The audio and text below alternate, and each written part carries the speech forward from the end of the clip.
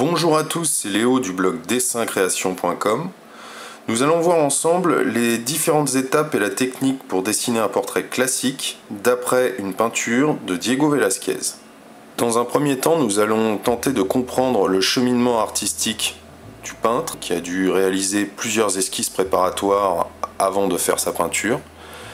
Et nous allons détailler les différentes étapes de réalisation. Il s'agit d'un profil et la tête du modèle est légèrement relevée et inclinée vers l'arrière-plan.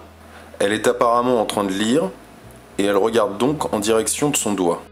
Il faut bien observer et déterminer la perspective des épaules et du buste. C'est un axe fondamental qui détermine la position globale du corps du modèle. Ensuite, il faut saisir le placement de la tête et du regard en s'aidant de l'inclinaison et de la position du cou. Autre point important, l'articulation et la position du bras qui représentent une difficulté dans ce sujet. Alors pour bien saisir la pose, le plus simple est de repérer l'emplacement de chaque partie du bras et des articulations les unes par rapport aux autres. Maintenant que nous avons étudié notre portrait, passons maintenant à sa réalisation étape par étape.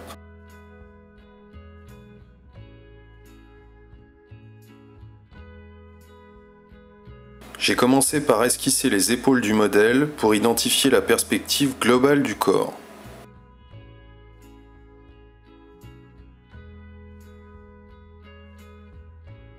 Je me suis basé sur cette structure pour logiquement dessiner le cou et la tête de manière proportionnée.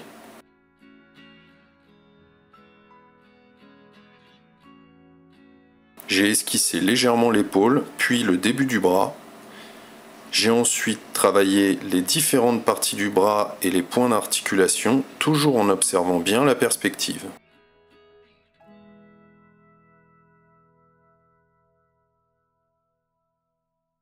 J'ai ajouté quelques zones de contraste juste pour définir le placement des ombres, et j'ai ensuite travaillé la position de la main en prenant la perspective de la tête comme repère.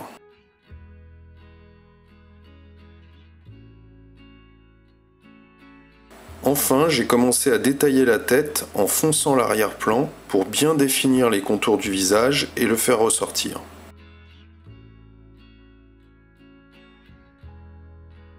Voilà pour la première partie de ce cours de dessin, j'espère qu'il vous aura intéressé. Ne ratez pas la seconde partie où nous allons travailler les valeurs et les contrastes et détailler notre dessin. À bientôt!